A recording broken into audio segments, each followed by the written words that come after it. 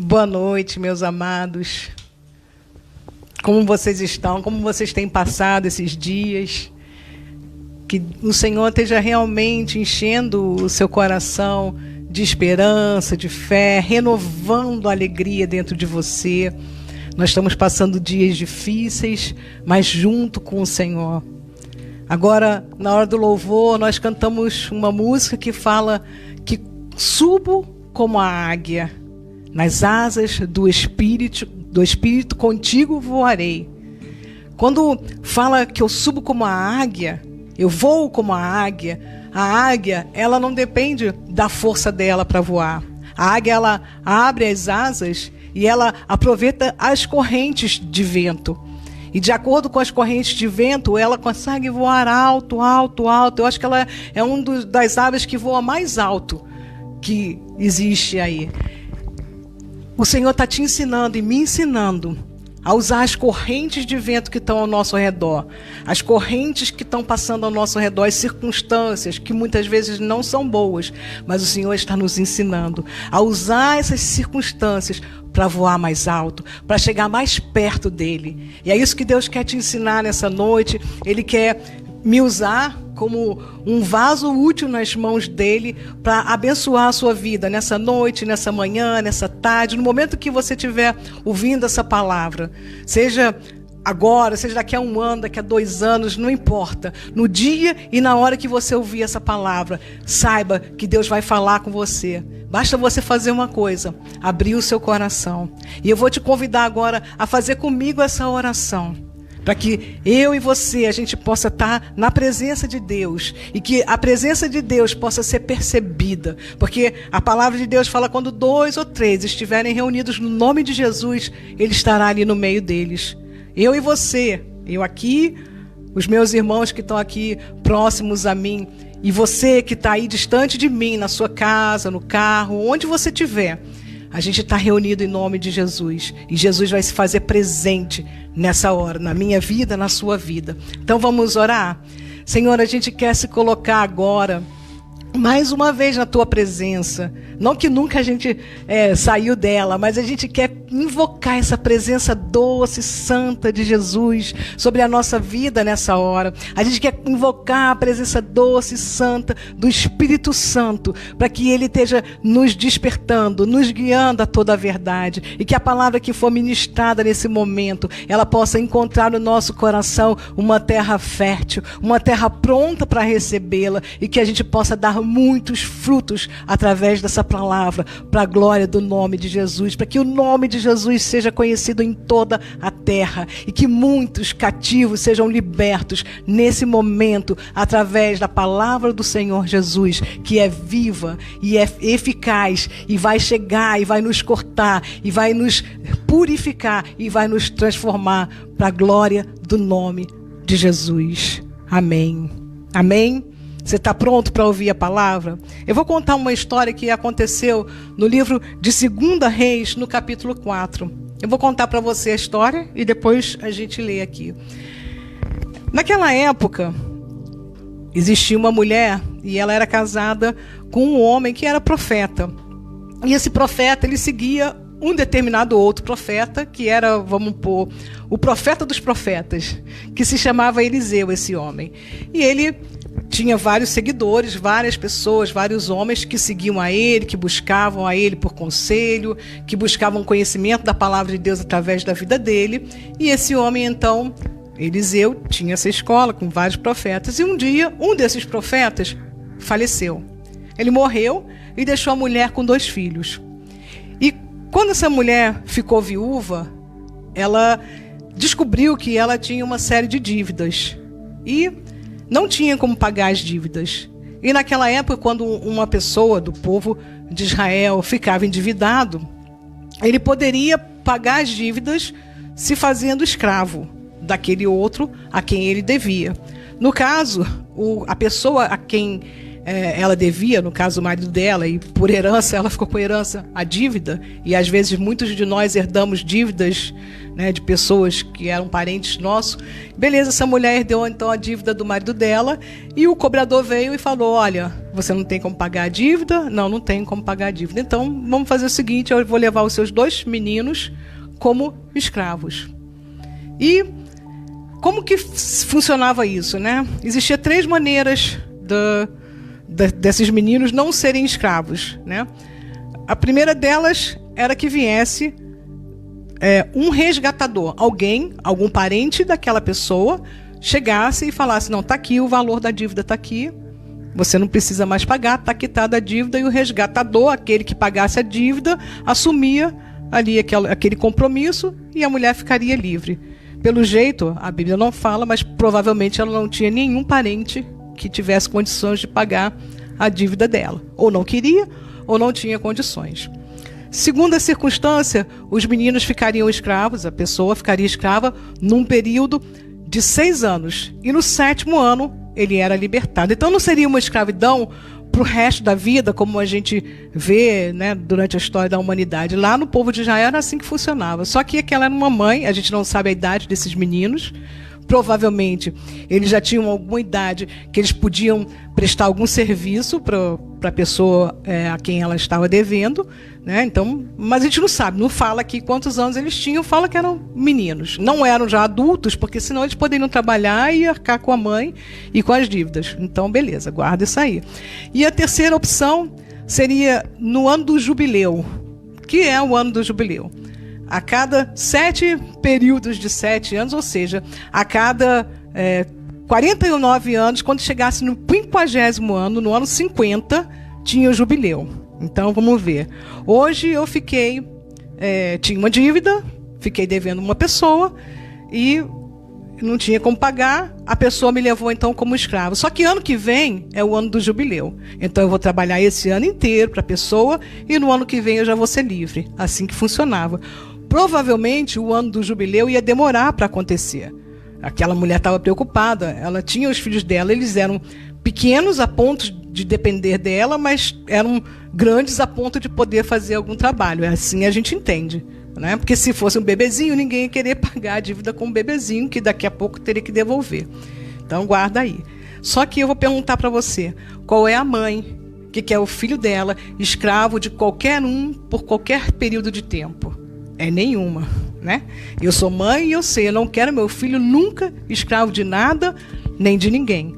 Então aquela mãe estava preocupada com a situação dos filhos dela, e ela então foi no homem de Deus, o Eliseu, o profeta, e chega para ele e fala: olha, Eliseu, o meu marido, que era um servo teu, que era temente ao Senhor, faleceu e deixou a dívida, e tem essa circunstância dos meus filhos ficarem escravos. E o Eliseu pergunta para ela: olha, mulher, o que você tem na sua casa? Ela responde: eu não tenho nada. Eu não tenho nada, não tenho bem nenhum, não tenho um carro, não tenho uma bicicleta, eu não tenho nada. Apenas um pequeno potinho de azeite. Era um potinho de azeite pequenininho assim. Esse era o tanto de azeite que ela tinha dentro da casa dela. Isso aqui tinha um tanto de azeite ali dentro e era só isso que ela tinha, certo? Qual a importância do azeite, então, naquela época? Só para você se situar, o que Deus vai estar falando com você mais para frente. O azeite ele servia de alimento, o azeite ele servia para iluminar a casa, o azeite ele servia como um unguento para você passar nas feridas e servia como um remédio para cura. O azeite servia para perfumar o ambiente. Então o azeite tinha uma infinidade de funções. Era um utensílio, um objeto, sei lá o que é o azeite. Era algo muito útil e muito valioso naquela cultura, naquela época. Muito bem. Mas era pouco o que ela tinha. Era um potinho assim só, o que ela tinha. Vai guardando isso no teu coração. E aí segue a história. O Eliseu fala para ela: então faz o seguinte, pega os teus meninos, manda eles a irem na vizinhança e pedir emprestado potes, vasilhas dos seus vizinhos. E então ela foi, falou com os meninos e falou: vai lá, pede emprestado as vasilhas dos vizinhos. E aí ele foi lá, eles foram lá, do vizinho. Agora sempre pensa aí. Ela estava viúva, com os 2 meninos, e os vizinhos provavelmente sabiam que ela estava viúva, que ela estava devendo, não é? Que era uma cidade lá, provavelmente cidade pequena. A cidade pequena, todo mundo sabe da vida de todo mundo. Não precisa nem ser tão pequena assim, né? A vizinhança ali, todo mundo sabe da vida de todo mundo. E aí o menino lá pediu um pote, uma vasilha, para a mãe dele, que estava devendo alguém. Olha que loucura. Você já está devendo, você vai pedir emprestado para alguém. Mas muito bem, ela teve a ousadia, pegou os meninos e mandou eles irem lá fazer isso. E eles foram, recolheram diversas vasilhas, também não se fala quanto, mas muitas vasilhas, levaram para casa. E ela falou: e agora? O que eu faço? E o profeta falou para ela: você vai pegar, vai fechar a porta, vai ficar dentro da tua casa com os seus meninos, não vai sair de casa e vai pegar o pote de azeite que você tem e vai encher cada vasilha. Vai encher cada vasilha. Ela recolheu um monte de vasilha. Em nenhum momento na história você vai ver que essa mulher questionou e falou: cara, esse homem está louco. O que ele está pedindo? Eu tenho um potinho de azeite pequenininho. E ele vai querer que eu encha um monte de vasilha que os meus meninos pegaram e trouxeram para mim. Toda a vizinhança deu vasilha. Toda a vizinhança deu um monte de vasilha para mim. Como é que eu vou fazer isso? Ela não questionou. Ela ouviu a direção que ele tinha dado para ela e ela obedeceu. E os meninos obedeceram a mãe. Foram lá, pegaram as vasilhas, levaram para casa, encheu a casa de vasilha e essa mulher foi colocando ali, o azeite ia multiplicando, ia multiplicando, ia multiplicando. E aí ela, já empolgada, enchendo, nem sabia por que ela estava fazendo aquilo, certo? Ela não sabia por que ela estava fazendo aquilo. Ela estava obedecendo uma direção que o profeta, o homem de Deus, tinha dado para ela. Quando terminou lá, ela colocou ali e falou: menino, dá outra vasilha aí. Falou para um dos filhos. E ele falou: mãe, acabou, não tem mais vasilha. Quando ela olhou, não tinha mais nada. Tinha acabado o azeite. Da última vasilha, aquele azeite encheu todas as vasilhas que foram levadas para ela e acabou.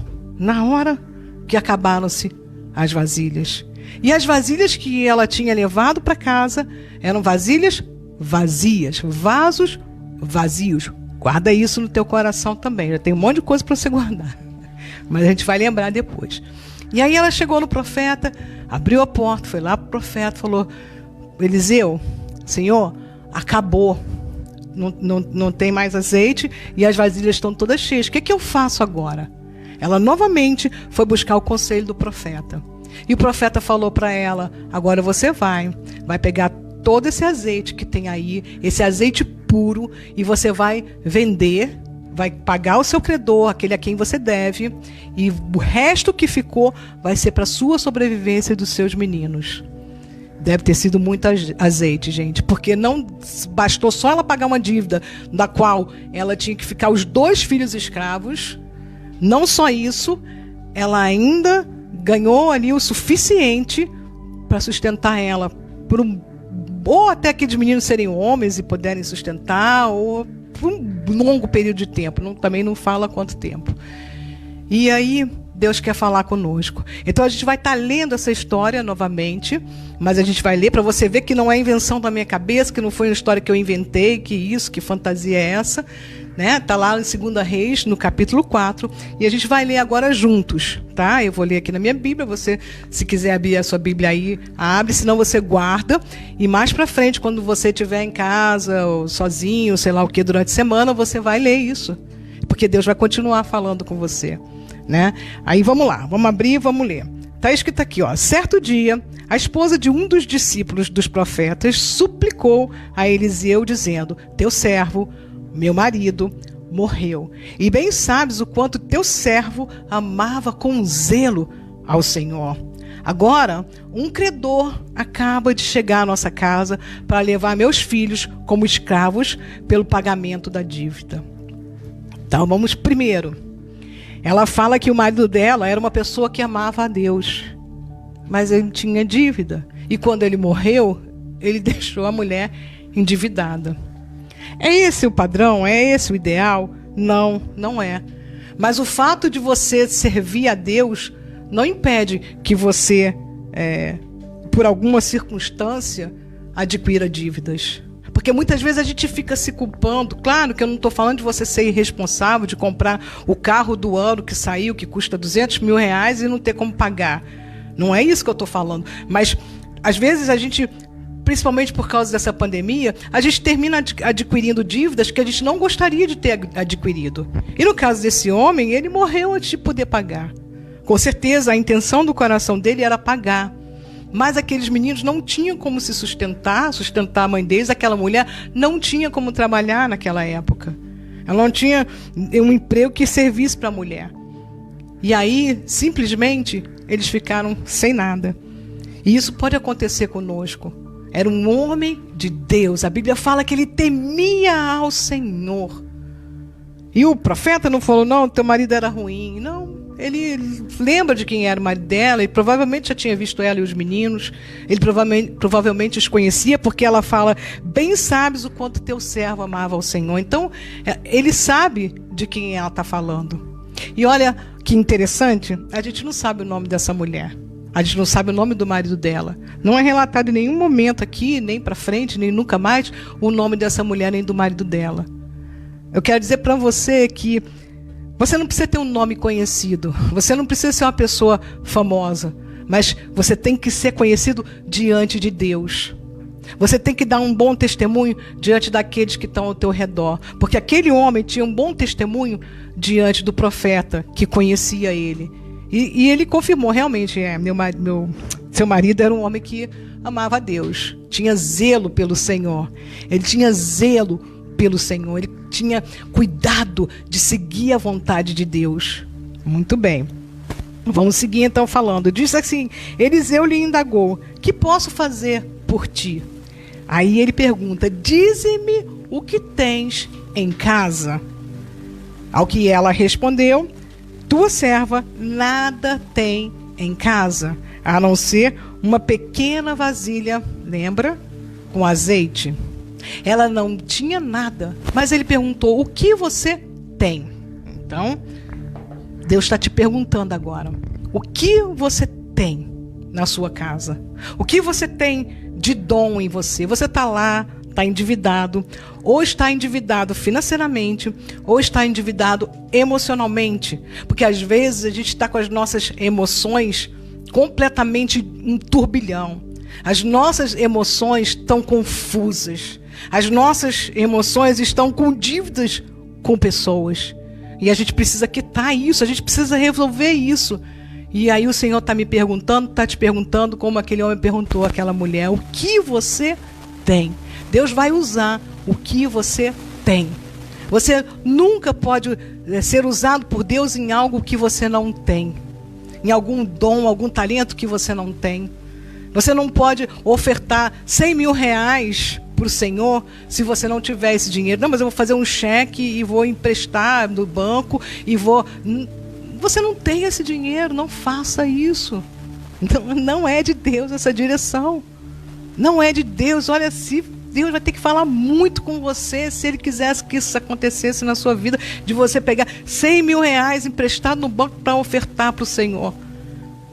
Você não tem 100 mil reais, você não tem como conseguir 100 mil reais. Você pode dar aquilo que você tem. E Deus só vai usar na sua vida aquilo que você tem. Ah, mas eu queria tanto cantar. Mas você não tem dom para cantar. Esse talento não está no teu coração, não está na tua voz. Meu querido, minha querida, às vezes a gente não tem voz para cantar. Eu podia querer o que eu quisesse, mas se eu não tenho, eu não posso ofertar o que eu não tenho. Eu não posso. Ah, mas eu queria tanto ser tão inteligente. Eu queria ser um matemático, mas você não sabe somar 2 mais 2. Você fala que 2 mais 2 é 22 e você acha isso lindo. Porque você estudou e aprendeu que o que você quiser é. Não é 2 mais 2, não é 22. 2 mais 2 é 4. E ponto final. E você não serve para construir um prédio, mas eu queria ser engenheiro, mas eu não sei somar. Meu querido, para você ser um engenheiro, você precisa saber o básico da matemática. Não basta só gostar. Hoje de manhã eu estava conversando com o Geraldo, ele estava fazendo os alongamentos, eu fui explicando como que fazia. Não, olha, a minha professora faz assim, a minha professora me ensinou assim, ó, você tem que fazer dessa forma. Aí eu brinquei com ele, vou fazer educação física. Aí, 2 segundos depois, eu lembrei do tanto de anatomia, de biologia, de não sei o que lá ia. E eu falei, o quê? Eu não tenho dom para isso. Eu não tenho talento de Deus. Eu teria que ser um esforço muito grande. Eu ia sofrer muito para fazer uma faculdade de educação física. Porque eu teria que estudar os músculos todos do corpo. Você é louco. Eu não nasci para isso. Eu não fui chamada para isso. Eu não preciso me sentir culpada por isso. Deus não me deu. Você só dá o que você tem. Agora eu lhe pergunto, o que você tem? É uma palavra para você refletir. O que você tem na sua vida que você pode ofertar a Deus para mudar a circunstância negativa que você está vivendo hoje? O que você tem? Essa é a pergunta que Deus está te fazendo nessa hora. E aí, ele segue falando. Então ele ordenou, vai e pede emprestada a todos os teus vizinhos vasos vazios, tantos quanto puderes recolher. Então, primeiro, ele falou para ela ir e pedir emprestado. Você está com dívida? Você pedir emprestado quando você está com dívida se chama humilhação, né? Às vezes Deus quer quebrar o nosso orgulho. Deus quer nos expor a nós mesmos e para que a gente entenda que a gente não depende da nossa força. A gente não depende da nossa capacitação. Depende do Senhor.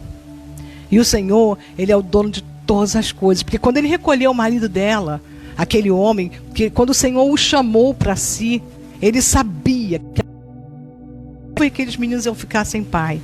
Ele sabia tudo o que estava se passando, Ele sabia.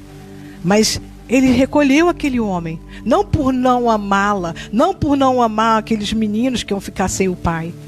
Ele sabia que eles iam passar por períodos difíceis, mas eles iam aprender a depender de Deus, tanto quanto o pai deles honrava, tanto quanto o marido dela dependia de Deus. E aí, ela foi pedir emprestado. O que ela pediu emprestado? Vasos vazios. E aí eu quero falar com você, que na Bíblia, em diversos para você, olha, vou dizer em alguns endereços da Bíblia que tem versículos que falam sobre isso. Aqui, ó, Atos 9:15. Quando chama o Paulo, ele se refere ao Paulo como um vaso que seria usado pelo Senhor. Em Romanos 9, do 19 ao 23, conta uma história de olheiros e vasos. Vasos que o olheiro constrói para honra, e vasos que o olheiro que monta, sei lá, para desonra. Vasos de honra e vasos de desonra. E novamente, nessa circunstância do Romanos, ele está se referindo a pessoas. Então, vasos. Outra circunstância é em 2 Timóteo 2, 20, 21. Essa eu quero ler com você. 2 Timóteo 2, 20, 21. Olha que interessante que está escrito aqui. Eu amo ao Deus a quem eu sirvo, porque Ele é fiel, Ele é justo, Ele é amor. E Ele quer transformar a minha vida e a sua vida. Então, quando a gente vê lá no Romanos que fala, tem uns vasos que são para honra e outros que são para desonra, então não é culpa minha. Eu dou cabeçada, eu faço tudo errado, porque olha só, Deus me fez um vaso de desonra.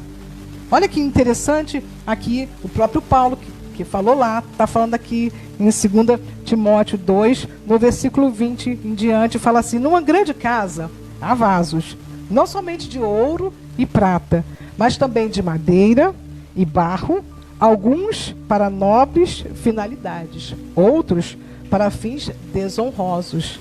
Agora preste atenção no versículo 21. Amarra ele no teu coração, guarda ele na tua mente e entenda que é isso que Deus quer fazer na nossa vida. Ele fala assim: se alguém se purificar desses pecados, será como vaso de honra, santificado, útil para o Senhor e preparado para todo bom serviço. Se hoje você está agindo, ou está se comportando, ou está pensando em coisas que você sabe que desagradam o coração de Deus, que Deus já lhe falou, que Deus já lhe alertou, que o Espírito Santo já te tocou, e que você continua nesse caminho, Ele está falando aqui: olha, se purifica desses pecados. Se purifica. Você não foi eternamente um vaso de desonra. Você pode se transformar num vaso de honra. Está escrito aqui: se você se purificar dos seus pecados pelo sangue, como um vaso de honra, santificado, útil para o Senhor e preparado para todo bom serviço, preparado para toda boa obra. Deus vai te preparar para fazer coisas boas através da sua vida. Simples assim. O que eu tenho que fazer? Pedir perdão a Deus dos meus pecados e falar: Senhor, eu quero me purificar desses pecados através do sangue de Jesus. Eu entendo, eu peço perdão ao Senhor, peço perdão por ter esses pensamentos, peço perdão por abrigar a mágoa no meu coração, peço perdão por abrigar o rancor, o ódio. Eu peço perdão, Senhor, por ter determinados hábitos que desagradam ao Senhor, por alimentar determinados vícios na minha vida que me afastam do Senhor. Eu te peço perdão. E simples assim, o Senhor te perdoa e faz novas todas as coisas, e você pode se transformar num vaso de honra, útil nas mãos do Senhor. Porque todos nós, quando Deus nos chamou, nós éramos vasos vazios. Igual esse potinho aqui, que está vazio, ó, né? Um potinho de azeite aqui. É um potinho vazio. Não tem nada aqui dentro. Eu e você somos assim quando viemos para o Senhor. Vasos vazios. Mas olha, que maravilha, que milagre, que poder da parte de Deus opera quando a gente se submete nas mãos do Senhor. Quando a gente aceita o nosso chamado, que é simplesmente vem. Jesus está chamando você e está falando: vem, do jeito que você está. Eu já ouvi muitas pessoas falando para mim assim: não, olha, eu vou. Quando eu parar de pegar todas as meninas ali da esquina, eu vou para a igreja. Quando eu parar de sair para as baladas e de beber, porque você sabe, né? Eu gosto de beber. Aí quando eu parar de beber, aí eu vou para a igreja. Meu querido, minha querida, eu falo para você: venha para a igreja do jeito que você está. Aliás, não vem para a igreja não, tá? Vem para Jesus e se torne igreja. Venha para Jesus do jeito que você está. Um vaso vazio, muitas vezes um vaso regaçado, um vaso todo trincado, um vaso cheio de defeitos. Porque o Senhor, Ele coloca ouro e purifica você. E onde havia os defeitos, Ele transforma em transformação de vida para outras pessoas e na sua própria vida, na sua própria história. O Senhor te pega como está, do jeito que você está. Ele te chama hoje. Você está aí, separado, divorciado, odiando a pessoa que te traiu, odiando a pessoa que te largou para trás. Ou você é aquela pessoa que largou o outro e está se odiando por ter feito aquilo. Ou você odeia os seus pais, odeia seus irmãos, não importa. Venha para o Senhor. Ele tem, o sangue dele tem poder para te transformar e pegar esse ódio todo, jogar fora e colocar amor dentro de você. Mas vem do jeito que você está. E eu te digo, vem logo. Vem logo. Porque Jesus quer te ver logo do lado dele e quer te ensinar. Tem tanta coisa que o Senhor quer te ensinar, tem tanta coisa que a gente pode aprender da parte de Deus quando a gente se achega a Ele. É todos os dias da nossa vida e por toda a eternidade Ele quer nos ensinar. E Ele está chamando você nessa noite: vem para mim, vem do jeito que você está. Vaso vazio, o Senhor se amarra num vaso vazio, porque Ele pode encher da presença dele. E Ele pode fazer transbordar, como Ele fez com aqueles vasos da moça ali. Ele fez transbordar de azeite. E não foi qualquer azeite, foi um azeite puro. E aí, vamos seguir a história aqui. Depois ele fala assim: entra na tua casa, fecha a porta. Você com os teus meninos. E depois que você fizer isso, derrama do azeite puro que sair deste vasinho que você tinha, derrama do azeite puro em todos os vasos vazios que foram para a sua casa. A gente já viu o poder que o azeite tinha, né? O poder que o azeite era usado naquela época. E outra simbologia do azeite, outro poder que o azeite tem, é ser um símbolo do Espírito Santo. E é isso que o Senhor Jesus quer derramar na sua vida e na minha vida. Então nós somos esses vasos vazios que estávamos lá na casa de alguém, empoeirado, e a gente vem para dentro daquela casa, onde as portas estão fechadas, que significa o quê? As portas fechadas, você não ouve o que tem lá fora. Você não se contamina, porque se aquela mulher fosse fazer isso em praça pública, ela com aquele vasinho, aquele monte de vasilha lá, de vasos e canecas e não sei o quê, você acha que não iam ficar rindo dela? Quando ela pegasse o vasinho dela, começasse a derrubar no primeiro, já tem uma meia dúzia de pessoas falando, a mulher endoidou. Agora o marido dela morreu, os meninos dela vão ser levados e ela está doida. Coitada dela. Não vamos nem. Aí ia ter aqueles que iam ficar com pena dela, ia fazer hashtag tamo junto, irmã. Né? Ia ter aqueles que iam execrar ela, mata essa mulher é doida, mata ela. E o milagre não ia acontecer. Porque onde tem um monte de gente dando opinião na tua vida, na minha vida, o milagre não acontece. Então, outro segredo que a gente extrai desse texto aqui, e você está vendo, olha, foi um texto de 7 versículos que Deus está falando na minha vida, na tua vida. O poder da palavra de Deus para rasgar o nosso coração é infinito. O que Deus está falando aqui nesse momento, nessa circunstância, é que eu e você temos que ter os nossos sonhos, os nossos desejos, aquilo que a gente apresentou diante de Deus, e a gente espera o milagre no nosso secreto. Não fica dando ouvidos. Outro dia eu vi uma pessoa que está orando pelo irmão que estava com Covid, e ela falou, olha, algumas pessoas da minha família ficam dizendo, não vai acontecer, isso aí já era, já está comprando já um caixão já. E ela falou, eu creio, pastora, eu não abro mão de crer no poder do meu Deus. E o irmão dela está sendo curado. E Deus está operando um milagre na vida do irmão dela. E a gente vai continuar orando, crendo que Deus vai ressuscitar aquele homem completamente. Não só no corpo dele, mas no espírito dele. Numa alma liberta. Um homem que conheça ao Senhor Jesus. Um homem que tem uma vida com Deus. Um homem que tem uma vida transformada. Não só o físico restaurado, mas uma vida por completo. Mas faça isso, como essa mulher fez. Ela fechou a porta da casa dela, com os meninos dela dentro de casa. É a sua família, é você com a sua família. É você no seu íntimo.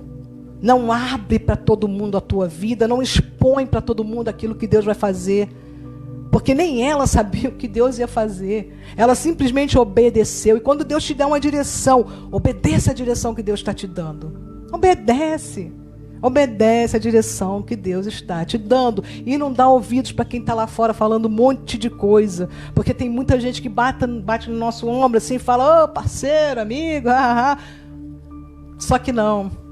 Aquela mãozinha ali é a mãozinha de falsidade muitas vezes. E muitas vezes aquela pessoa está de olho em você para ver, deixa eu ver o que ele está fazendo ali. Deixa eu ver para onde ele está prosperando, porque eu quero em cima, me dar bem também.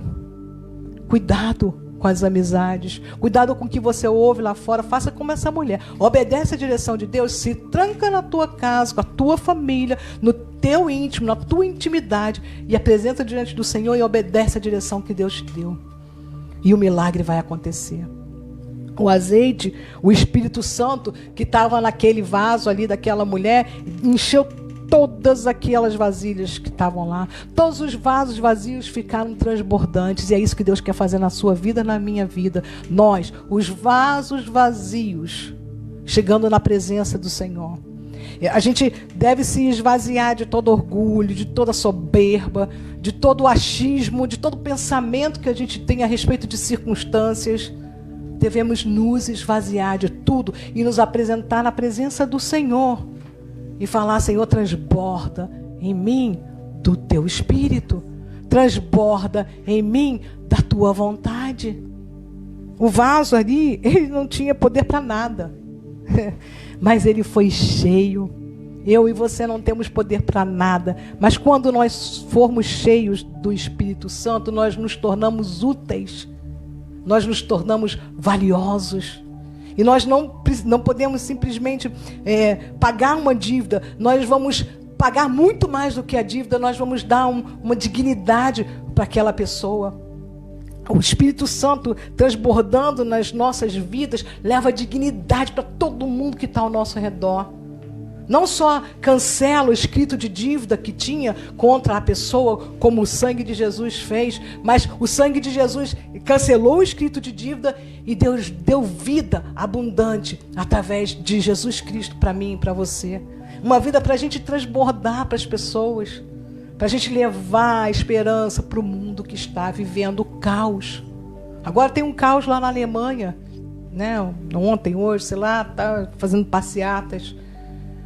Caos no mundo, caos nos Estados Unidos, caos na China, caos no Brasil, caos no mundo. Mas nós temos a Cristo Jesus, nós temos o azeite da unção derramado sobre as nossas vidas e nós podemos transbordar esperança no mundo em caos, esperança no mundo perdido. E há esperança para você, há esperança para a sua vida, há esperança para a sua história. Há esperança, há esperança. E você não só vai mudar a sua história, mas vai abençoar outros com essa história transformada. Porque a partir do momento que aquela mulher pagou os credores dela, não só eles ficaram satisfeitos, mas ela também teve condição para comprar outras coisas, para adquirir outras riquezas, para abençoar outras vidas. Porque quando a gente vai e compra um celular, a gente está abençoando o vendedor daquela loja que está vendendo celular para a gente. Quando a gente abre uma conta numa operadora, a gente está abençoando aquela pessoa que trabalha na operadora, que fez lá o contrato com a gente e que deu o número para a gente. Deu não, né? Vendeu um número para a gente. Quando você compra uma roupa, você abençoa. E aí eu vou falar para você, compre roupas made in Brazil. Significa roupas feitas no Brasil. Não, de verdade, quando você for comprar uma roupa, você fala, não, ai, meu Deus, que linda. Ai, estou passada, como é linda essa roupa. Olha a etiquetinha, se tiver made in, não vou falar, made in lugar de onde veio aquele vírus, você fala, não vou comprar, vou comprar roupa brasileira, vou ajudar o Brasil. Vai lá e procura outra. Opa, essa roupa aqui é made in Brasil. Pô, o Brasil tem coisa rica, gente. O Brasil é um país maravilhoso. Abençoa os brasileiros. E quando você compra uma roupa made in Brasil, você está abençoando a pessoa que costurou, a pessoa que pôs lá o botão na roupa. Você está abençoando a pessoa que levou aquela roupa até a loja, o vendedor, o dono da loja. E assim essa mulher pode fazer. Abençoar pessoas ao redor dela com a sobra do azeite que tinha ali em abundância, para sustentar a família dela, para dar alimento para os filhos dela. Não só por um período, mas por um longo período. Eu fico imaginando que talvez seja até a hora que aqueles meninos tivessem condição de estar trabalhando, de se tornarem homens e eles pudessem assumir a mãe. Né? Porque naquela época era assim, a mulher ficava viúva, ela não tinha pensão, não tinha o governo, né? Ela ficava literalmente ao Deus dará. Por isso que a palavra de Deus coloca muitos cuidados que as pessoas têm que ter com os necessitados. Lá no Salmo 68, versículo 5, fala que Deus não se esquece dos órfãos e das viúvas. Ele ama quem abençoa essas pessoas. Abençoa os órfãos e as viúvas. Quem são as viúvas hoje? Hoje o governo dá pensão, não dá nada, tá, gente? Hoje o governo paga a pensão com o dinheiro do seu trabalho, com o imposto que foi recolhido por você, quando você comprou aquela roupa lá na loja Made in Brazil, certo? Então, tá. Mas naquela época não tinha isso. Hoje tem. Ah, tá. E quem são as viúvas hoje, então? Quem são as pessoas que são assim? As pessoas necessitadas. E se você olhar para o teu redor, meu irmão, tem um monte de gente necessitada. Tem um senhorzinho que vai lá em casa, eu fico tão feliz, que ele pede a comida feita. Falei, ele gosta da minha comida. Ele vai lá, dia sim, dia não. Ele vai lá e pede, ainda pede pra gente esquentar a comida para ele. E a gente dá lá, e eu fico feliz, porque ele gosta da minha comida, ele volta na minha casa. Se ele volta na minha casa, porque ele gosta da minha comida, certo? E aquele senhorzinho é uma pessoa necessitada. É um senhor que mora ali na comunidade, ali embaixo da minha casa, que não tem condição de estar trabalhando por algum motivo, que eu desconheço, e eu ajudo ele, dando comida para ele. Isso é uma maneira de você ajudar. Um parênteses aqui, você lembra da história de Sodoma e Gomorra? Lembra, não é? Todo mundo lembra. Aí você pergunta, Deus mandou o quê? Fogo e enxofre. Deus matou todo mundo. Aqueles perversos, pervertidos daquela cidade. Aí você pensa, nossa, Deus fez isso porque eles eram... não pode falar o que eles eram. Mas eles eram aquela coisa, né? Foi por isso que Deus matou eles todos.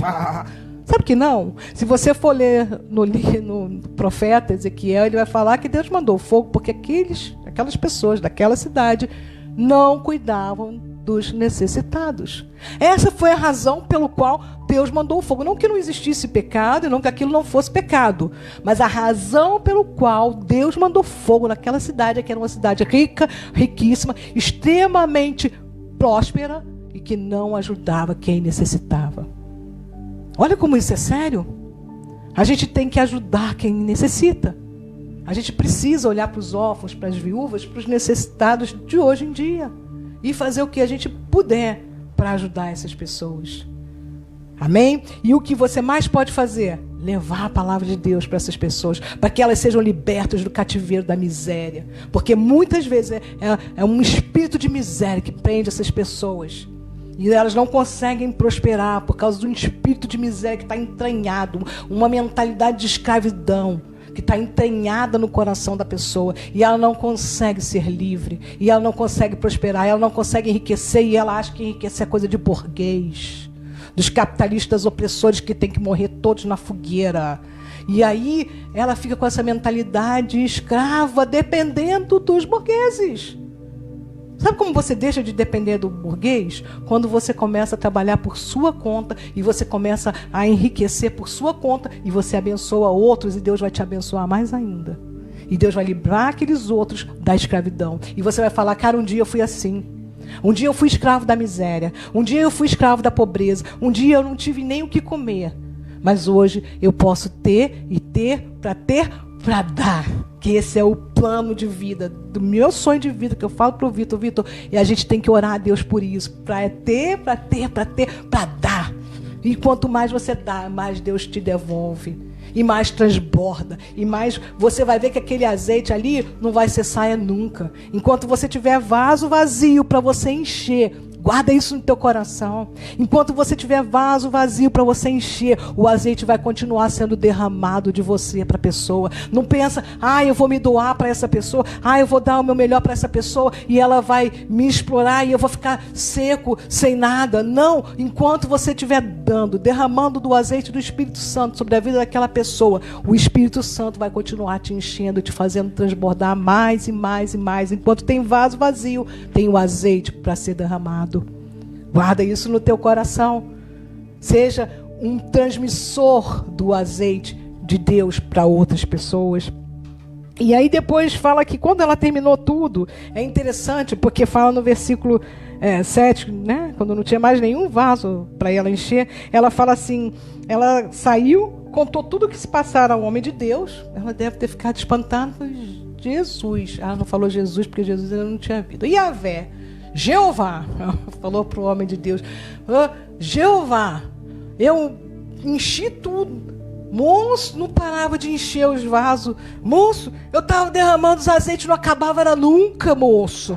Ela falou para o profeta, e o profeta já sabia, né? O profeta sabia o que ia acontecer, ele fica só olhando para ela, o que eu faço agora? Ela está com a casa transbordando de vaso, cheio de azeite, olha que coisa linda. Ela foi perguntar para o profeta.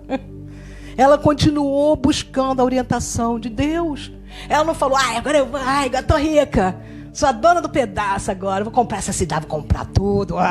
Não, ela foi perguntar para o profeta, homem, o que eu faço, homem de Deus? Fala para mim agora que está coisa linda. Minha casa está cheia de azeite. Os vasos estão lá, tudo transbordando de azeite. O que eu faço agora?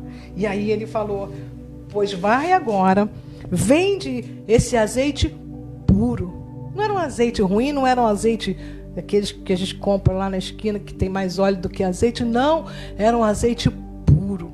Aquele azeite que hoje em dia vem num vaso escuro, que custa R$45. Né? Que eu nunca comprei não, tá, gente? Que eu nunca comprei mesmo. Mas você fica olhando assim, R$45, meu Deus. Só para os nossos gastrônomos, né? Mas faz diferença, tá? Na hora da comida faz diferença. Não é à toa não que ele é tão caro assim, mas hoje em dia ainda não posso comprar do azeite R$45. Mas o azeite dela era esse, extra virgem. Não sei quantos por cento, acho que quanto menos por cento, melhor. 0,3% de acidez. Era o azeite do melhor, 0,2% de acidez, porque meu gastrônomo não me deixa falar besteira. Né? Meu Masterchef, Rogério, Deus o abençoe e faça prosperar sobre a vida dele. Muito azeite, porque isso é uma bênção para nós. E aí, o azeite era desse, do melhor. E aí ele fala, paga todas as suas dívidas. Olha só, ele não falou, vai lá e paga aquele credor que você está devendo. Tinha um cobrando, mas de repente ela tinha outras dívidas. De repente aquela não era a única dívida que ela tinha. De repente não era só o seu crediário da Casa Bahia, você tem um aluguel, tem um telefone, né? Você precisa da internet, Netflix, como você vai viver sem Netflix? E aí está lá tudo devendo, já estão cortando sua Claro. E aí ele falou, vai lá e paga todas as suas dívidas. E o interessante, que eu quero ressaltar aqui, que me veio na mente agora, ele não perguntou, opa, como vocês adquiriram essa dívida? Ele não perguntou. Ah, mas de onde veio essa dívida? Porque você está devendo, você compra muita roupa, né? Não, tudo bem que naquela época ninguém comprava roupa. Mas ele não perguntou por que eles adquiriram aquela dívida. Como foi que eles adquiriram aquela dívida? Ele nunca questionou. Deus não vai questionar. Deus vai te ensinar o caminho da vitória. O caminho da vitória é você depender dele. Você ouvir a voz dele. E aí ele falou, vai, paga todas as tuas dívidas e viverás em paz. Cara, eu acho que isso é o que todo mundo deseja. Toda a face da terra é viver em paz. Viver em paz. É a coisa que a gente mais deseja. Olha, a Bíblia fala para a gente perseguir a paz, perseguir, se esforçar. Fala para, olha, se possível, tende paz com todos os homens. Tem hora que não é possível, e aí o que você vai fazer? Se afasta. Se não é possível, você tentou viver em paz com a pessoa, não é possível, se afasta. Se afasta, vai ser saudável para você, vai ser saudável para a pessoa. Certo? Mas aí ele falou aqui, você vai viver em paz. E não só você, né? Tu e teus filhos, do que restar da venda. Ele não falou por 1 ano, 2 anos, quanto tempo, eu que supus aqui, mas pode ter sido para o resto da vida. O dinheiro que ela tinha ali do azeite, eu não sei o tanto de azeite que ela pegou, mas o dinheiro que ela tinha ali do azeite, ou ela foi vendendo aos poucos, aquele azeite que estava lá guardado, não sei, eu sei que deu para ela viver em paz. Com o que restou daquilo ali.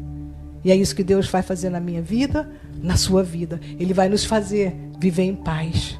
Viver em paz com a unção do Espírito Santo que está derramado sobre nós. Com esse óleo que não se extingue. Esse óleo que não se acaba nunca. E é isso que eu quero fazer com você agora. Orar para que o óleo do Espírito Santo possa ser derramado da parte de Deus no seu coração. Deus abençoe a sua história. Essa história que Ele está reescrevendo nessa noite, nessa tarde, nessa manhã, nesse momento em que você está se derramando na presença dEle. Ele está reescrevendo a tua história. E você ainda vai testemunhar dos milagres que Deus fez no teu secreto, na tua casa, na tua intimidade, no teu coração. Deus te abençoe, em nome de Jesus.